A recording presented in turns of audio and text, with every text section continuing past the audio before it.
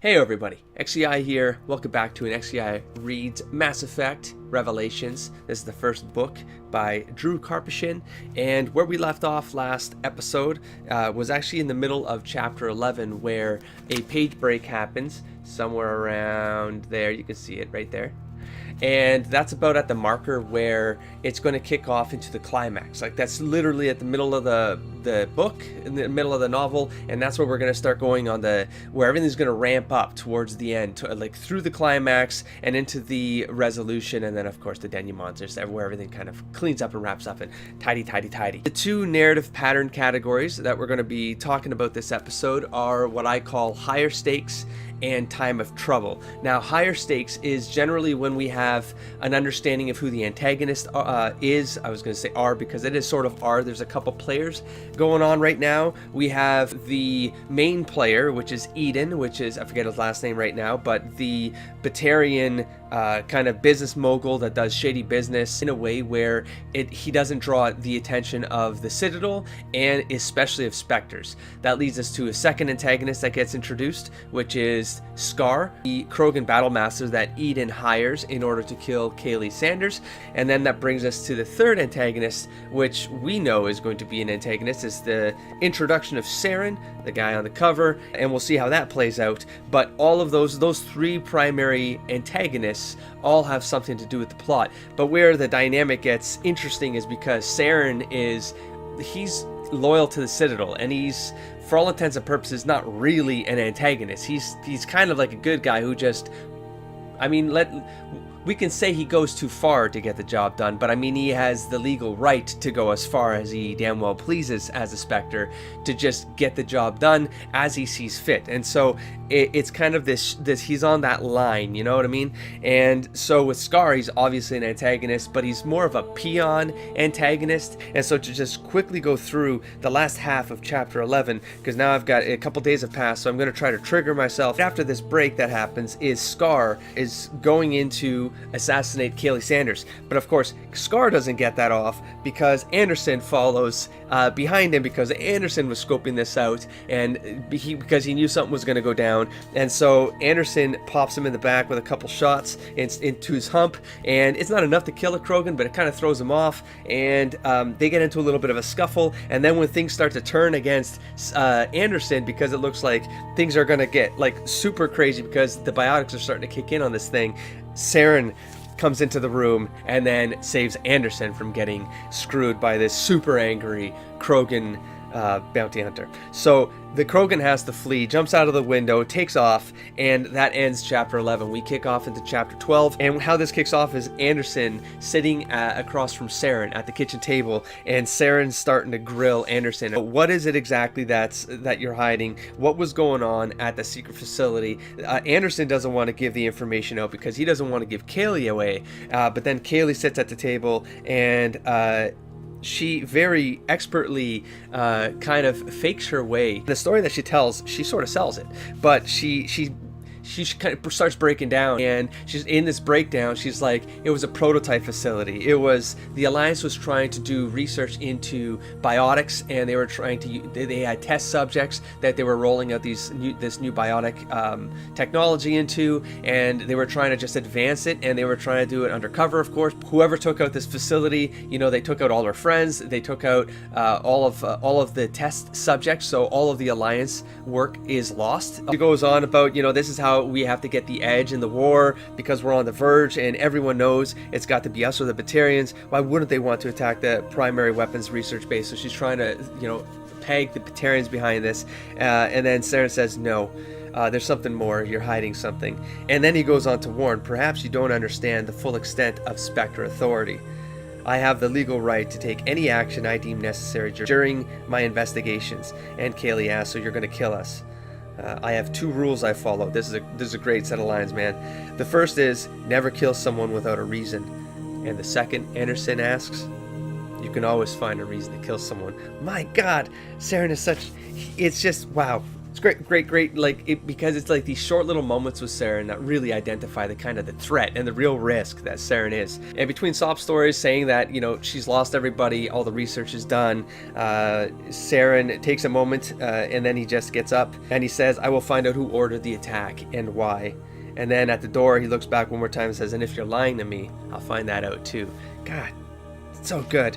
And so Kaylee then, while still sobbing, Anderson shifts over, consoles her, and he can't really tell if it's an act or not. Like, he feels like it's legitimate, but at this point, it's like it seems sincere, and I guess part of it is probably sincere at the end of the day. So he moves on, and they're really kind of talking about dealing with, like, what are we going to do with your father? Like, he's injured, we got to take him to the hospital. And of course, Grissom doesn't want to go. He's just the stubborn old man, like he did. But at the end of the day, it's like he's not just a stubborn old man. He's a stubborn, smart old man. But Grissom is more like, no, we're not going to go, because if we go, people are like, it's gonna have to come out that Kaylee is my daughter, and I don't want that risk to happen.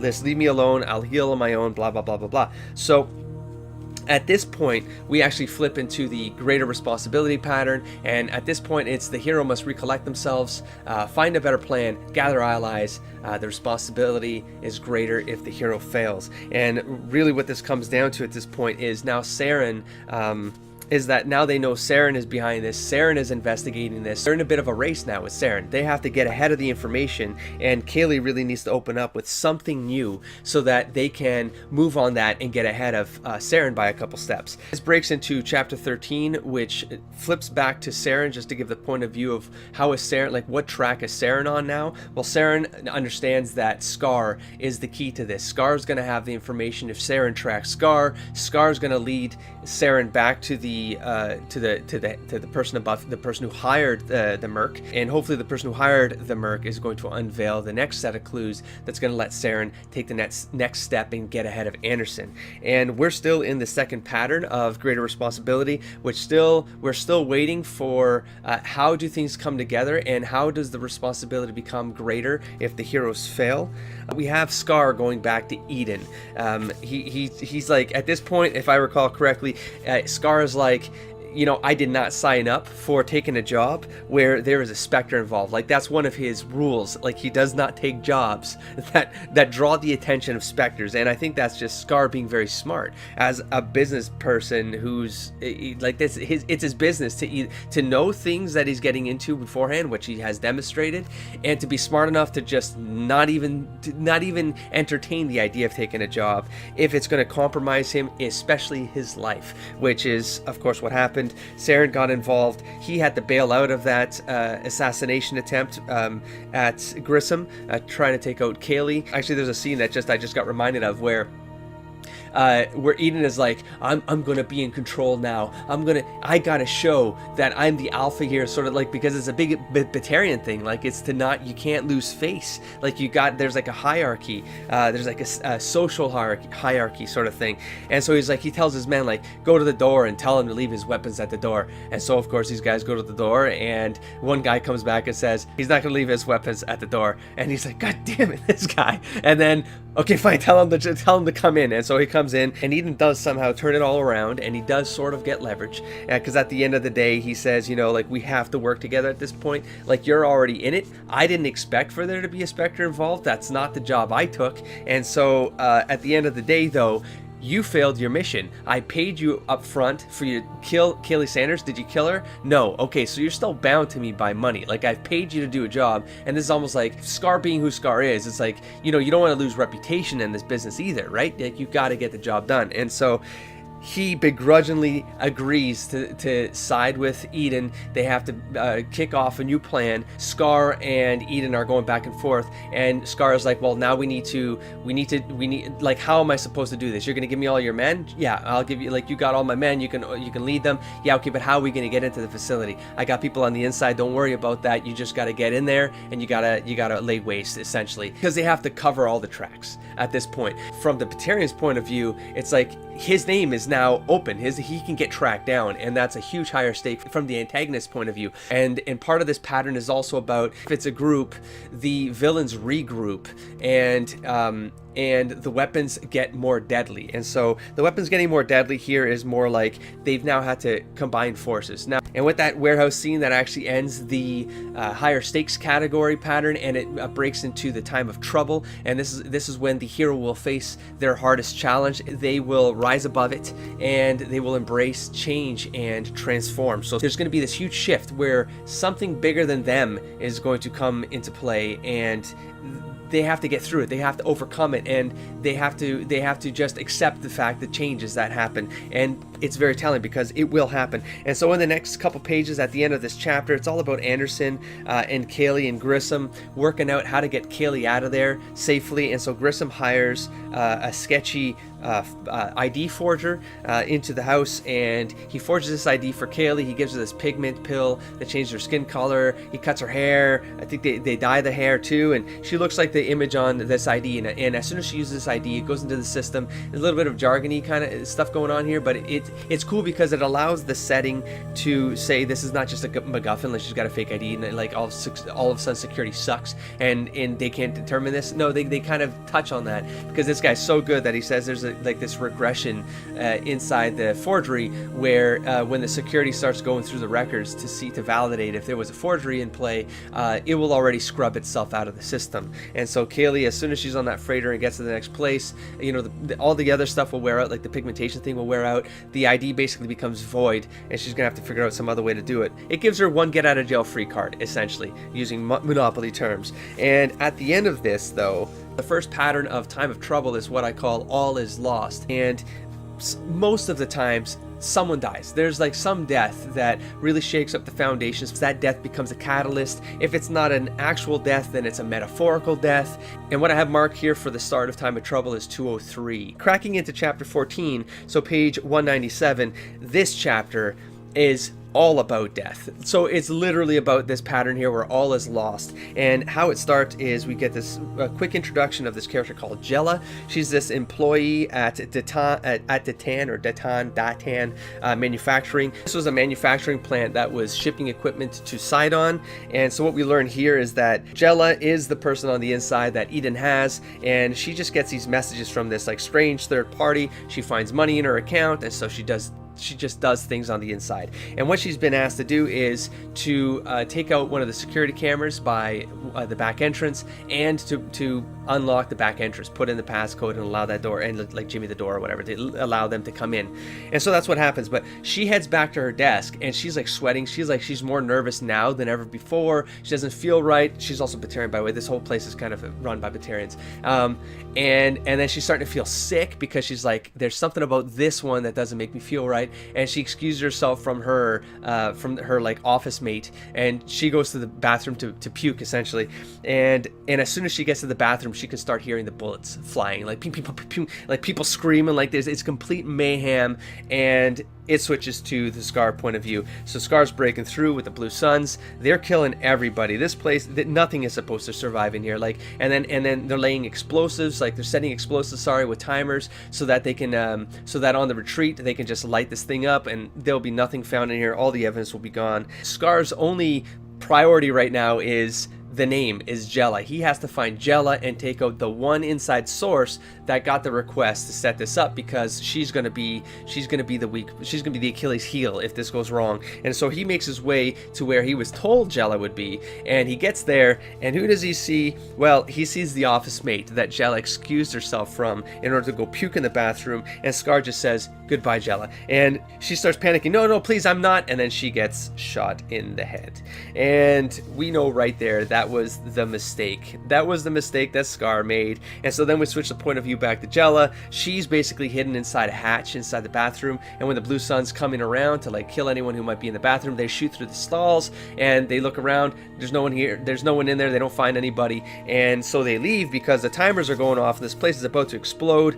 And because Jella's overheard all of this, she's like, oh my god, this is all my fault. I gotta get the hell out of here. Like, this place is gonna come down on me. And so we switch to her point of view of her trying to get out of there. And she's making her way down the hall. She's seeing this massacre all around her. She just gets to the door. She gets half a dozen steps out of the door. Place goes up. Boom. And darkness. She falls on the ground. Now, switch back to Saren. Saren makes his way. He arrives at the Tan Manufacturing. He sees this place like it's already covered in used crews, and you know, he just walks past this, and they're trying to stop him, and he's like, He just shows his badge, his Spectre badge, and of course he just gets through, and he just asks any survivors, and the response is only one. And so he tells them, like, take your crew and go, just leave. And he says, well, what? No, we can't. We're looking to see if there's more survivors. He just says, no, there are no more survivors. You're done here. And he says, well, no, we can't just leave the bodies. Like, they're in there. We can't just leave this place like this. And Saren just says, no, the bodies will still be here in the morning. Clear out. That's an order. And take the damn vid crews with you. And so Saren gets this place all by himself. Switch point of views. Now, at this switch point of views, oh, we're still good. We're still in the all is lost. So this is literally like everything needs to go into mayhem territory, and that's exactly what we're getting in this pattern. So we flip point of views again to Anderson and Kaylee arriving on scene. And Anderson steps out. He starts approaching because he's like, oh crap, like we've lost our opportunity. Like I gotta find any evidence in this place to like link up who's behind this or how, like, to move this thing forward. And he gets intercepted by Saren, who's already there. At this point, Saren's already determined, what the manufacturing facility dealt in, I suppose, like what kind of parts they manufactured. And he just says right away, artificial intelligence is a violation of Citadel conventions. I will report this to the council. So remember how I said, this is the pattern where a great effort was made but unsuccessful. The hero is defeated. That's a massive defeat, because that is a political defeat that Anderson is getting handed right now. There's no way Anderson can stop it. There's literally nothing he can do, and he just admits, like, I don't know, like, I don't know any of this, like, I don't know anything behind any of this. That's why I'm here. I'm trying to uncover what was going down with Sidon and who was behind it, and this is all new information to me. Saren doesn't buy any of that, and he just says, where's Kaylee Sanders? Because now at this point Saren's connecting the dots. He's like, she's the last survivor, she's hiding something. He asks, like, where is she? Anderson says she's somewhere safe, and then he just says flat out, she's lying to you. She knows much more about this than she's told you. You should question her again. And it's funny because he could just move on with this and push it himself, but he doesn't. And Anderson just says, I'll run my investigation, you run yours. And he's really just trying to buy time here. He absolutely suspects he's going to get killed at this point, because it's an interesting play that Anderson is doing here. They don't tell you up front right now, but they kind of insinuate it later on. But what from Anderson's perspective is, he knows, like, Kaylee's back there and Kaylee can witness this. And so if Saren kills him right now, it won't really be for any reason. Like, he doesn't need to kill Anderson to move forward with his own mission. So it would flag the Citadel, and the Citadel would step in and stop someone like him. So he's sort of taking a risk here. He's taking a chance.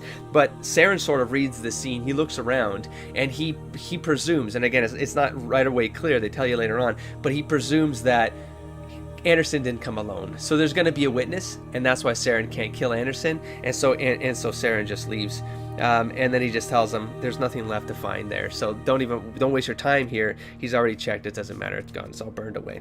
So Anderson gets back to the vehicle, tells Kaylee what went down.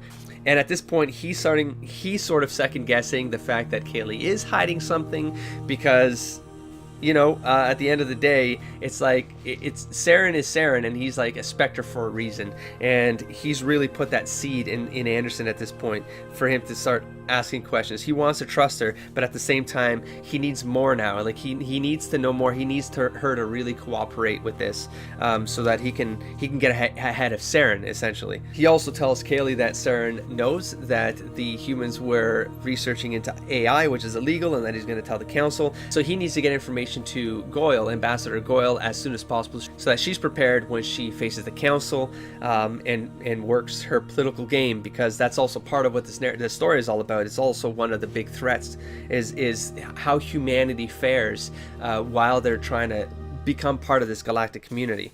That ends the chapter. We're now at chapter 15, page 214, and page 216 is when the second pattern kicks off, called Villain Triumphant. And now Villain Triumphant is all about the antagonist wins, but it's a false defeat. Remember when I talked about how earlier in this, there's the hero wins, but it's a false win? This is what it's one of these patterns that I just discovered in, like, analyzing different media, that there's sort of like a switcheroo that happens.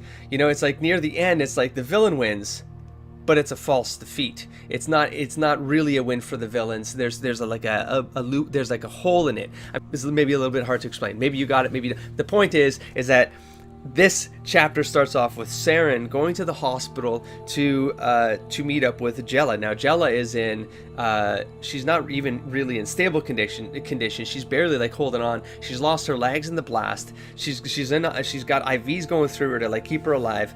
And Saren, he needs to talk to her. He needs to get information from her. So he basically because he can do whatever he wants. So he forces the doctors out of the room. He's got these 2 syringes. One syringe, like it's supposed to kickstart her as fast as possible, just like get her aware enough where she's like lucid, so that Saren can ask her questions. And then anyway, I'll talk about the second needle after when it's more relevant. So he's waiting there. He's looking at her, like looking at this scene, and it's like, nah, she's probably not going to make it. But he injects this Mass Effect morphine inside the IV.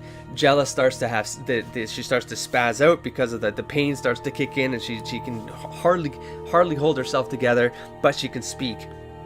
And so Saren's first question, he's straight to the point. He's just Jella, turn your head if you can hear me. She turns her head, and then I need to know who did this.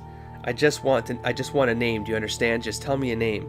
And she starts to have trouble speaking through the breathing mask, and then he shouts, Jella, louder, Jella, don't let that bastard get away with this. Who did this to you? And he just plays that card, like I'm doing this for you. Like let's make sure that someone suffers because of this, And then she manages to say Eden Haddah. And so his name is now out there. It is out there, and Saren knows it. And with that, Saren sits there while Jella basically suffers. She suffers, she's convulsing, she's gagging on blood that's coming out of her lungs, and he's already like working out the strategy of like, what are his next steps? What's he gonna do? What does this mean? Or like he's just, and all through this, Jella is getting worse and worse and worse until the point where beep, Jella is officially dead. But as soon as she's officially dead, he kind of gives it this account, and then he injects this second needle into the IV stream, and it goes into, and you're like, what's the second IV stream? And then you're like, oh, son of a bitch. Like, this was probably a scenario where he had to inject that second syringe in to neutralize that Mass Effect morphine, so that she could get back into a stable condition, so that they could try to stabilize her and get her back, and like eventually get her legs back, like get prosthetics and like blah blah blah blah blah. And like it would take weeks, and she had a chance, but Saren being Saren, no loose ends. So he did the second needle after she died, and then he opens the door and he lets the doctors know, you're right, she was too weak, she didn't make it. So the notion being, he's going to get away with the fact that, well, he tried to put that second needle in. If they review her corpse, they're going to find that stuff in her system, and so why would they question Saren, the Council Spectre, right? So that's done, and this shifts into that political mess that just got seeded in that first pattern, which is the council is now going to know that the humans broke that treaties. And we flip to Ambassador Goyle, who is going to face the council, and she's going to get reprimanded. The humans are going to get reprimanded. They're going to have to take some sort of punishment for this, and her role is really to just try to mitigate as much of that punishment as possible and still give the humans like somewhat of not an upper hand, but some control of their destiny. Because the punishments that the council present to her is that they're going to send agents that have to review like all these these things that the humans are doing. And of course, from the ambassador's point of view, she's like, well, no, we're not gonna put non-humans to look at what we're doing, because it's just a breach of like how are they supposed to innovate when they have other aliens in there? They could be putting spies in there. The other alien races could be holding them back intentionally so that they can't get ahead. It would stifle innovation and the ability for the humans to really get a foothold in this galactic space. And so she comes to some sort of compromise where she says, like, we'll put humans in place. She agrees to some other terms, and she gets out of this, but it could have been a lot worse. And so she walks out just thinking, we got some sort of dignity out of this. We can walk away with this, and just, it could have been worse. And this ends chapter 15. It kicks us off into chapter 16, page 234. And by page 230, based on my calculations here, we have the time of trouble. We have a pattern which I call epiphany. Now, in the epiphany pattern, it's something will be learned here that wasn't known before. And it'll be something that tips the scales. And this is generally the point where elements from the B story, so when I talked about like the pattern way up when Act 2 just kicks off, this is now Act 2 ending, and there's a bit of that mirror scenario going on where the B stories kick off, where you kind of have your montage scenes, you talk about the setting, you build relationships, you do all of that stuff. And now at the end of Act 2, so Act 2B, the end of Act 2, this is where you kind of make those first points have relevancy now. And generally that's the relationships that were built. It's some sort of discovery that brings those relationships together. It's the B stories all meet up, all of the pieces, and all of the pieces we have going on here. It's the Sidon stuff with I don't know if it's Quinn or Kian. It's probably Quinn. It's the Sidon stuff with Quinn. It's the fact that Eden's behind this and has hired a mercenary. It's the fact that the Citadel has sent Saren off to some mission, but now Saren's on the tail of this mission. It's that Anderson is trying to protect Kaylee while trying to uncover so it's all of those things were set up in the B plot. Up at the front end, right? So now this is how does everything come together in chapter 16. They have to give us all of these pieces, and what do they mean? But the big piece right now is we have the scenario with the humans getting punished by the council, and that they could lose a huge foothold in the galaxy. And that's really what this all comes down to, right? Because the whole thing with Sidon investigating, or Dr. Quinn investigating technology that was looking into AI, and that being illegal research that they didn't tell anyone about, of course, because it was illegal research against the treaties. That's what Sidon was all about. It was all about the humans doing something illegal. And now we're starting to learn that the actual plot of this book, potentially what's going to lead to the revelation, it's all about this broader lens of what's actually at stake on a broader scale. And that's really what the B story stuff is all about. It's all about what's at stake from a setting perspective. Well, it's the humans losing face. And so what we get here is we get Anderson and Kaylee talking again. They're hiding out in this motel. They see the political update on the news, and they start talking about like this is a much bigger deal, and we can't let anyone get access to whatever they were doing at Sidon. We need to make sure that if Dr. Quinn is alive out there, the Alliance needs to get a hold of him. Like, we need to be able to take him in. We can't give the person to anyone else, because that knowledge will transfer, because there's no knowledge anywhere else. And of course, at this point, Kaylee reveals that she was hiding something from Anderson. She was hiding something from Anderson. What was this pattern called?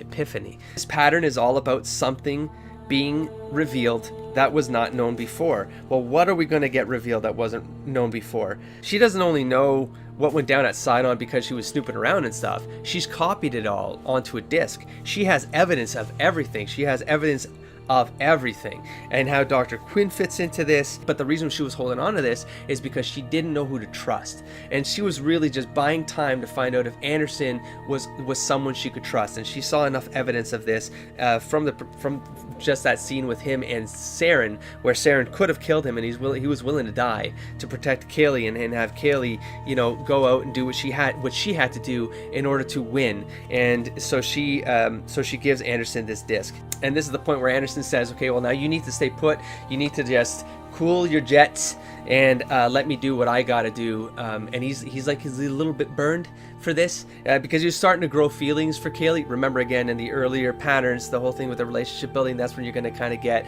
enough seeds about relationships that are forming. And that was the Anderson Kaylee relationship. Like, he actually did, like, he found her attractive, but he had just learned about the divorce, etc. So that happened in that pattern. Now we're getting that whole, like, how do the B plots come together? While Anderson was feeling something for her, he feels sort of disappointed in the fact that she didn't trust him up front, but he understands, because it sort of does make sense that she was protecting this from falling into the wrong hands. And he basically says, despite you being an Alliance soldier, you've done your part, you've gotten this information, now let me do mine. And he takes that and goes with it and runs with it. So it's all about what are we going to see Anderson get himself into next in order to take us into the third act. And I stopped myself because I went to look at the page count. So by my calculation, page 242, that is when we're still in this chapter, but there's a very important scene that happens in these next couple pages here that are actually the kickoff of Act 3, and they fall right into the pattern for Act 3. So I'm going to save that right there. I feel pretty good about how this is all panning out. I did sort of read ahead slightly because one, I wanted to finish the chapter, and then I sort of I sort of cheated and read the next chapter. It was a small one, so but I do know a little bit of how Act 3 kicks off, so I'm excited to kind of get into the last part of this series. And so far it's been a great book. It's fascinating because there's so many moving pieces that are happening in this book, but somehow it's actually cohesive. Like it's you read it and it's like everything flows so wonderfully from scene to scene, from point of view to point of view. These different players going on, but they're all converging into this one thing, which is all culminating to what is Dr. Quinn? What was Dr. Quinn researching with that device that predates the Prothean device in theory, at least within the records, etc., etc.? What made him sort of lose his mind and be deemed mentally unstable at this point? There's something else going down because it taps into AI research. It has this political ramification, and then how do you bring this all together and how do you make it have meaning? Well, if you played Mass Effect 1, we sort of know. We can maybe predict. I'm already predicting. I'm speculating. I'm not done the book where you can see that chapter there. I've still got maybe 60 pages left, but you can sort of predict maybe what happens to Saren in the Act 3, because it's almost like the prelude to Mass Effect 1, and it really feels that way. There's also that a story that Anderson tells you in Mass Effect 1, where Anderson tells you about, I think it's outside of the Normandy, it's on the bridge, right? Something like that, where Anderson gives you a bit of his backstory, and he talks about how he already had known Saren, and he's telling Shepard this for the first time. And it's the idea that, some event happens where, I'm going to give it away because you probably, if you're watching this, you played Mass Effect 1. So it's the idea that Anderson eventually there's a request for Anderson to go into Spectre training. You know this from the game. And something happens at some mission with Saren and Anderson where Saren sort of gums up the scenario and strips Anderson from the opportunity of becoming the first human Spectre, which is like, when he tells you this, it kind of gives you this, like, gives your Shepard this kind of, it elevates the importance of why it's important for there to be a human Spectre, and then he passes that baton to you, almost as a screw Saren, because he screwed me, like, become a human Spectre, because it's the knife he can twist in the wound for Saren. Like, Saren's not going to get what he wants. He might have gotten it from me. I didn't become a Spectre, but Shepard, you will become a Spectre, because you got to stick it to the Saren. Anyways, with that, I will catch you in the next episode. Don't forget to explore, engage, and inspire, everybody. Peace.